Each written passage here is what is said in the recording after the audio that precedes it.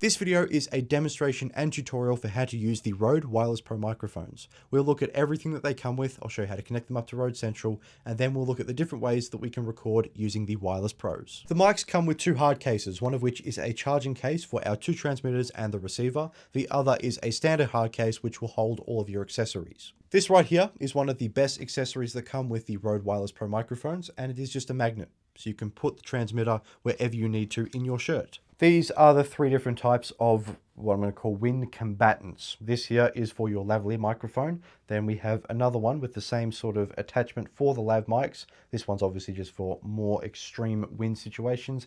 And then this one here, which is what I have currently on the transmitter. One of the best things about these new dead cats for the new transmitters is that all I need to do is push this down on top of the internal microphone and rotate for it to then be latched onto the mic. So before, I don't think it was locked on like this, but now it is, which is a very, very handy addition. For the lavalier microphones, we can use this little clip to attach it to our shirt. And then our final accessories are, of course, all the cables that we need to use to either A, connect the receiver to your camera, or B, to your phone. Currently, I am using the red cable, which is 3.5 to 3.5 for the receiver into the camera. You've also got USB-C to Lightning and USB-C to USB-C, which you can use for your phone, and then USB-C to USB-C to charge the receiver and both of the transmitters. To connect these up to Rode Central, all you need to do is put them into the case, then plug the case into your computer, and from your computer or your phone, you then run them through Rode Central, which you can download on Rode's website. We can use Rode Central to access the settings to change or update the transmitters and the receiver. We can also download all of the 32-bit recordings that are saved to the internal storage on the transmitters. The easiest way to record using the Rode Wireless Pros is to just have the transmitter by itself, either A, attached to your shirt, or B, you can just hold it. Currently, you are hearing the audio received from the receiver, which is then just putting it straight into the camera and mixing it with the video. Now I've switched over to the 32-bit internalized recording that is saved onto the transmitter themselves. You can hear a slight difference in the audio. These are very, very, very, very useful to have with the 32-bit because it means that I can talk a little bit louder and not worry about losing any sort of audio quality and peaking any of the sound, which is extremely helpful. The one problem that we have if you just hold the microphone or leave it attached to your shirt is you can kind of see it. And it's not the most attractive looking thing to have on camera, which is why we can use the lavalier microphones. To connect your lavalier microphone to the transmitter, we have got an input on top of the transmitter right next to the internal microphone. Once you plug in the lavalier microphone, you can then screw in the gold top, which should lock everything in place to make sure that the lav mic does not come disconnected from the transmitter. In the shirt is where all the cables are, and in my pocket is where I keep the transmitter. So this is very simple, actually looks quite professional with my jeans here. I quite like it. But very neat, very organized, very tidy, and very, very good for film. Of course, if it was a black button-up shirt, it would be a little bit more hidden, but this looks completely fine.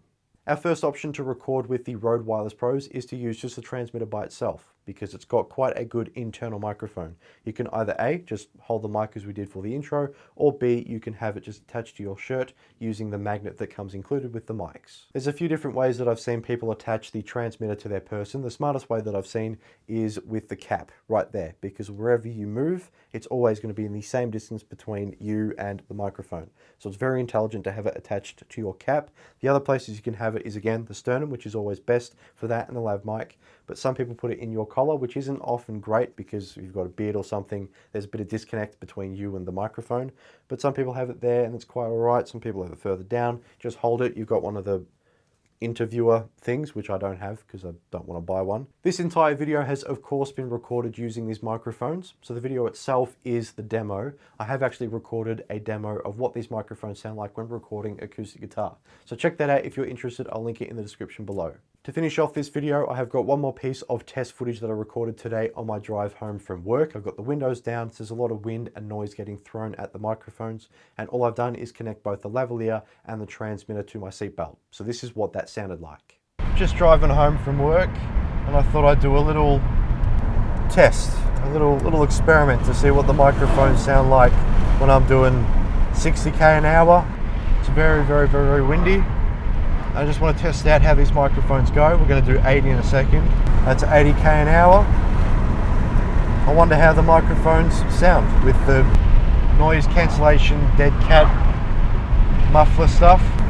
The Lavalier does come with a smaller version of this, but with how windy it is and the speed in which we're going, I'll stick to the bigger one. And I think I've spoken about as much as I possibly can to get some sort of experimental test shot, which is what this clip here is for.